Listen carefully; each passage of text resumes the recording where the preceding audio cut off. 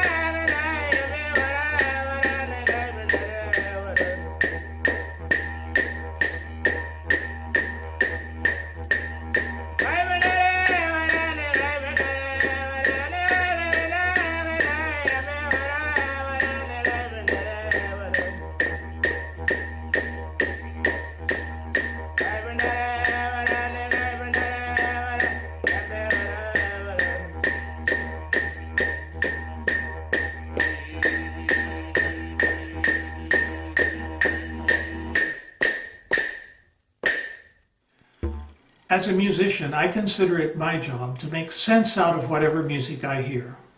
I begin that process by separating the layers of sound and identifying the source of sound for each layer. The major sources of sound for Aboriginal music in Australia are the human voice, the didgeridoo, the clapsticks, and sometimes something called a bull roarer. I'm sure you recognize the sound of the human voice, and while it's very important in Aboriginal music, I'm going to skip over that right now. We'll come back to it a little bit later on today. I would like to start with the didgeridoo. Imagine, if you will, an Aboriginal clansman walking along through the outback many, many years ago, picking up a stick and finding that carpenter ants had hollowed it. He began singing, humming, speaking, calling through it, and the didgeridoo was born, and it has been an important part of Australian culture ever since. The didgeridoo is simply a hollow stick that amplifies the sound of the voice and the tongue. Watch this didgeridoo player's cheeks as he changes the pitch, the rhythm, and the qualities of the sound.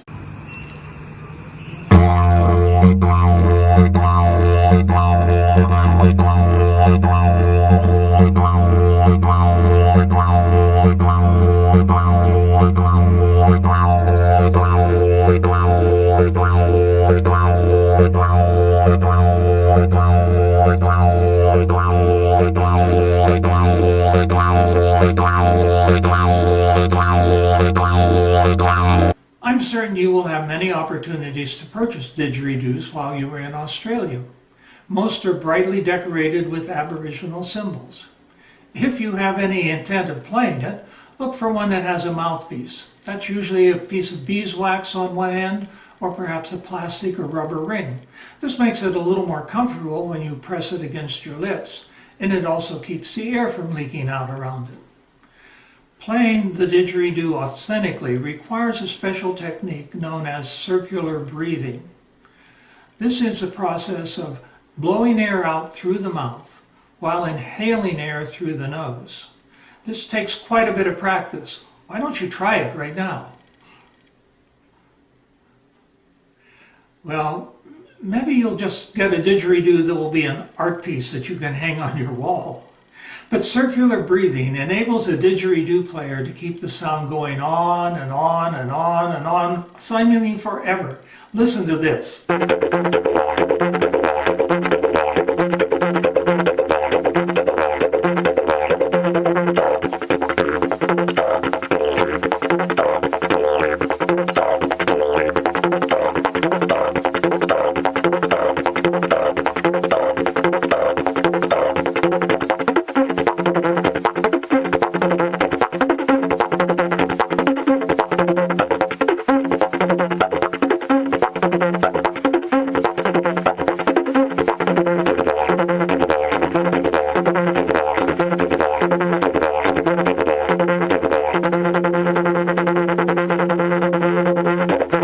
Another sound that is often heard in the music of Australian Aboriginals is that of the clapsticks.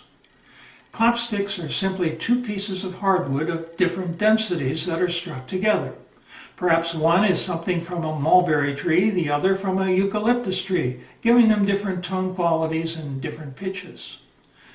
These are very similar to an instrument called claves that are found in the percussion sections of most bands and orchestras in the United States and Europe.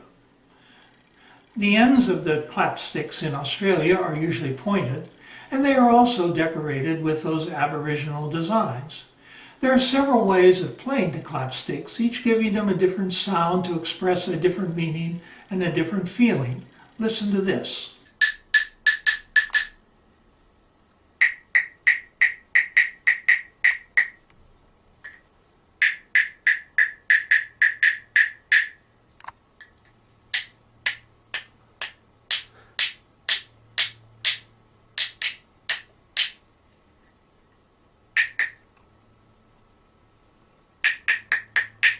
Performers are able to play both the didgeridoo and clapsticks at the same time.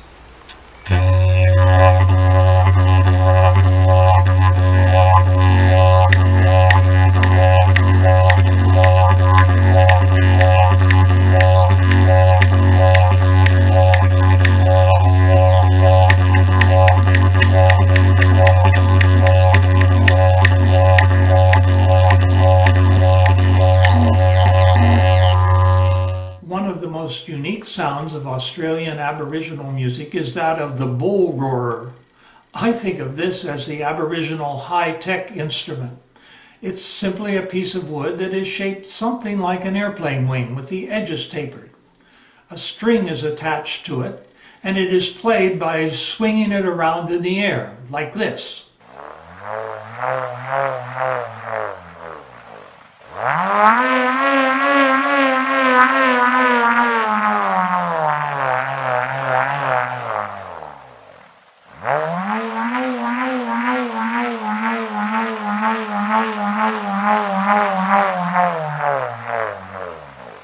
The bull roarer can also be combined with the didgeridoo. These are typically played by different performers, but here our proficient musician is able to do both.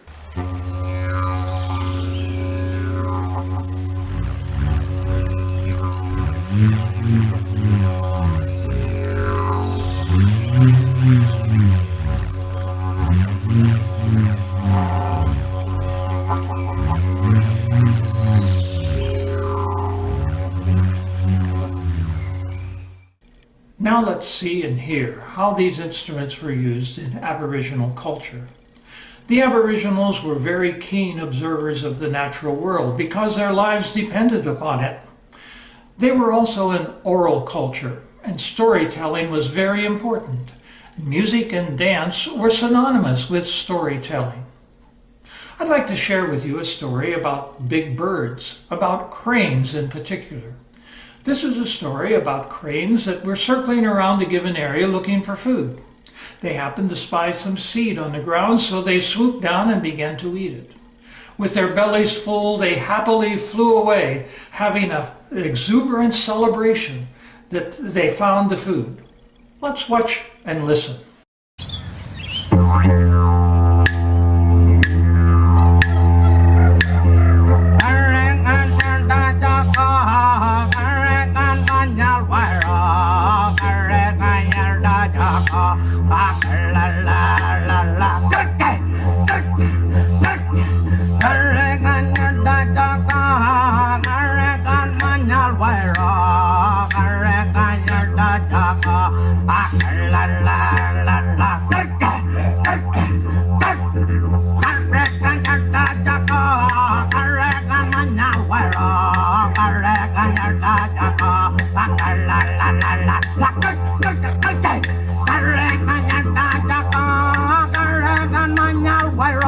The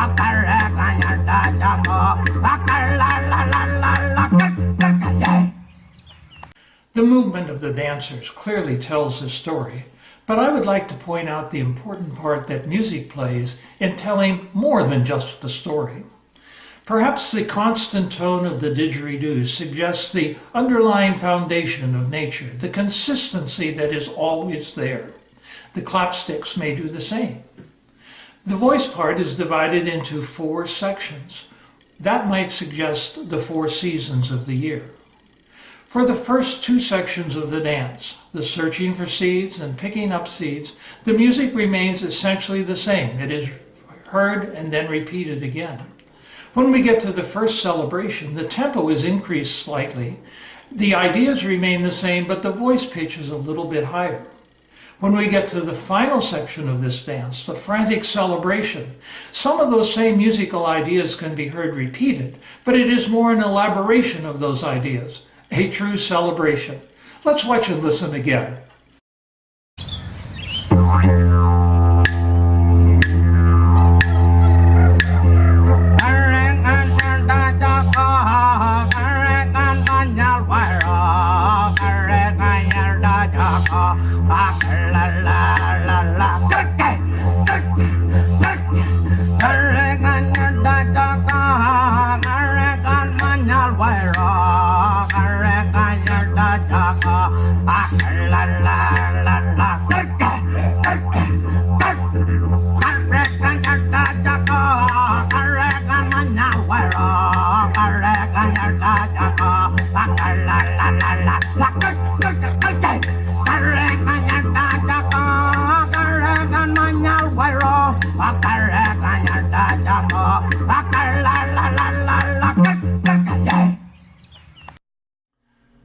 The proceeding is offered as an example of my presentation style and representative of the kind of presentations that I offer in my classes and other venues.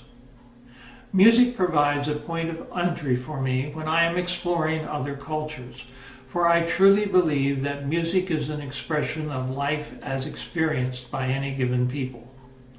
Social customs and rituals, religious beliefs, shared values, economics, geography, even politics are typically expressed through music in the given culture. I find that the indigenous music of a culture is most unique and often of most interest to audiences. However, in many destinations, performers and composers are making important contributions to the world of art music and popular music, and I would include some of these within my presentations. On a number of occasions, I was invited to give lectures at universities in Taiwan. I took those occasions to visit other Asian countries and become acquainted with their culture and their music. One of my sons lived in Australia for 7 years, giving me another reason to visit that continent and get to know something about the culture and the music there. As a musician, a scholar, and researcher, I believe that I have the skill to develop a presentation for most any destination that would be of interest and be entertaining to your audiences. I look forward to talking to you about possibilities.